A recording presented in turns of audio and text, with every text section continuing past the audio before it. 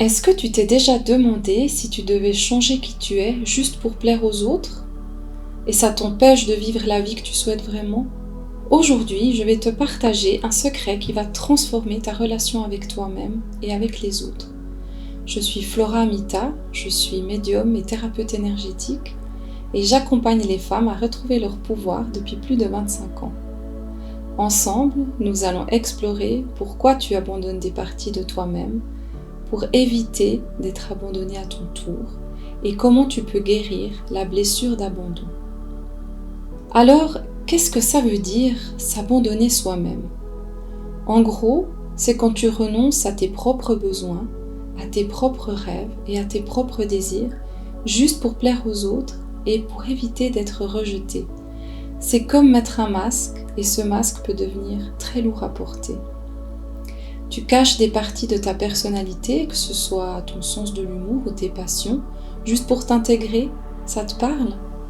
Imagine un papillon qui n'ose pas sortir de sa chrysalide parce qu'il a peur du rejet. Il se prive d'une vie libre, tout comme toi, quand tu caches ton vrai moi. Les conséquences de la blessure d'abandon peuvent être vraiment désastreuses. Tu es tellement préoccupé par le fait de ne pas être abandonné que parfois tu choisis d'abandonner les autres en premier. Ça peut sembler logique, mais ça nuit à ton bien-être. Tu n'arrives pas à créer de véritables relations car ta blessure prend le dessus. Souvent, ces comportements trouvent leur origine dans notre histoire familiale, dans notre enfance. Si tu t'es sentie abandonnée en tant que petite fille par ceux dont tu dépendais, en gros tes parents, tu commences à croire que tu es aimé seulement si tu fais plaisir aux autres. Ça crée une profonde insécurité en toi. Tu finis par ne plus écouter tes propres besoins. Et tu cherches à combler ce vide coûte que coûte. Par exemple, tu as peut-être déjà dit oui à quelque chose alors que tu voulais dire non, juste pour ne pas décevoir quelqu'un. Pour ta santé physique, émotionnelle et spirituelle, c'est super important que tes besoins soient satisfaits, comme te sentir en sécurité dans tes relations. Quand tu dis non à l'autre, c'est à toi que tu dis oui. Prends un moment pour réfléchir. Quelle partie de toi as-tu laissé de côté par peur d'être abandonné? Quelles attentes dans ton enfance influencent encore tes relations aujourd'hui?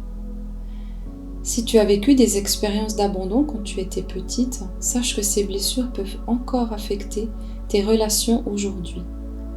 Par exemple, si tu as appris que l'amour était une récompense, ou que cet amour était remis en question selon ton comportement, alors on parle d'amour conditionnel. Tu as peur de perdre l'amour de tes parents.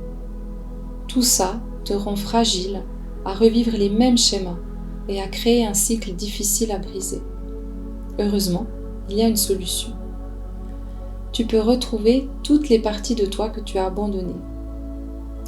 Voici quelques étapes simples pour t'aider à te reconnecter à ton vrai moi et guérir la blessure d'abandon. Prends conscience. Commence par identifier tes comportements d'abandon. Pose-toi des questions simples. Quelle partie de moi ai-je mise de côté?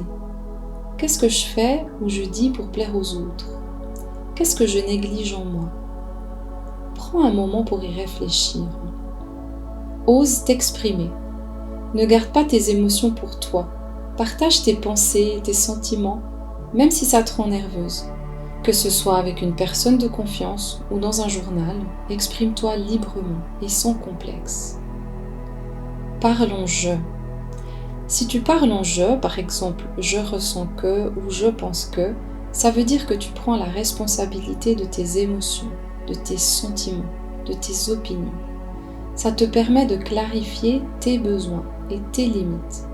Tu commences à te réapproprier ta voix et ton pouvoir. Entoure-toi de personnes positives. Fais le tri dans tes relations. Cherche des amis qui t'encouragent à être toi-même. Passe du temps avec des gens qui te soutiennent et qui t'acceptent tel que tu es. Ça va vraiment faire la différence. Pratique l'auto-affirmation. Répète-toi des phrases positives chaque jour, comme « Je suis digne d'être aimé pour qui je suis ». Ça va renforcer ton estime de toi et ta confiance en toi. Connecte-toi avec la nature. Prends du temps à l'extérieur. Te promener dans la nature, c'est une excellente manière de te reconnecter à toi-même et de pouvoir méditer en toute tranquillité. La nature ne te jugera jamais. Tu peux écouter les oiseaux et ressentir tout ce qui t'entoure. En mettant en pratique ces étapes, tu pourras progressivement retrouver qui tu es et retrouver les parts de toi-même que tu as abandonnées. En réintégrant ces parties de toi-même que tu as abandonnées, tu vas ouvrir la porte à des relations plus vraies et plus sincères. C'est essentiel de comprendre que si tu as vécu des expériences négatives dans ton enfance, ça va influencer toutes tes relations d'adulte. Ces schémas de comportement se répètent souvent et deviennent ensuite ta seule et unique manière de te relier avec les autres. Par exemple, si tu as appris à cacher tes émotions pour être accepté, tu pourrais avoir des difficultés à établir des connexions sincères. Mais la bonne nouvelle, c'est que si tu restes fidèle à qui tu es vraiment, tu peux vivre la vie que tu as envie.